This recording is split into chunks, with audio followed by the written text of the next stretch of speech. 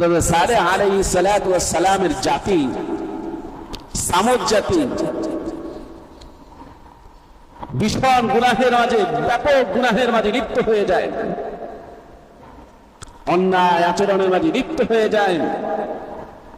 আল্লাহ রাব্বুল আলামিন সতর্ক করার জন্য সর্বপ্রথম হযরত সালেহ আলাইহিস সালাতু ওয়াস সালামকে পাঠান।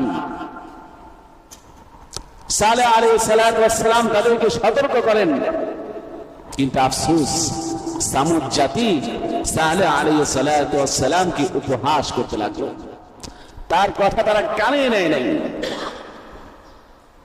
সালেহ আলাইহিস সালাতু ওয়াস সালাম যখন তাদেরকে বোঝাচ্ছিলেন, তারা তখন ঠাট্টা করে সালেহ আলাইহিস সালাতু ওয়াস সালামের কাছে অদ্ভুত কিছু দাবি করলো।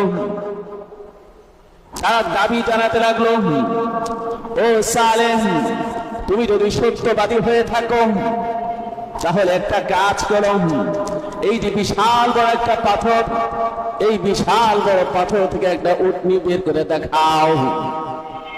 কি বলছে? একটা পাথর থেকে, বিশাল বড় একটা পাথর, ওই পাথর থেকে একটা উটনি বের করে দেখাও। এটা কি সম্ভব? সম্ভব।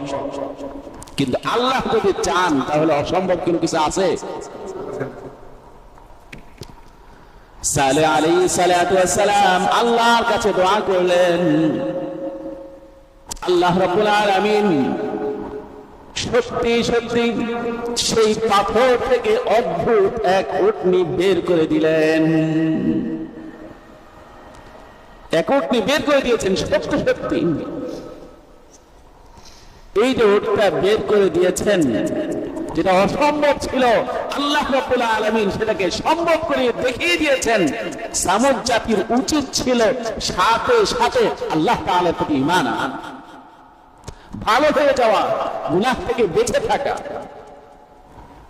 কিন্তু উল্টো আরো উপহাস করতে লাগলো। সালেহ আলাইহিস সালাতু ওয়াস সালামকে বলতে লাগলো, আরে এটা তো তোমার হলো জাদু, জাদুর মাধ্যমে তুমি উটনি বের করেছো। বলে নাউযুবিল্লাহ।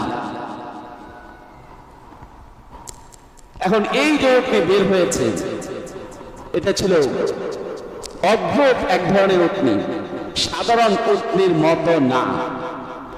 এই উটনি যখন পানি পান করত, ওই দিন আর অন্য কোনো মানুষ, অন্য কোনো পশু পাখি ওই কূপ থেকে পানি পান করার কোনো সুযোগ পাইত না। বুঝে আসছে? সালেহ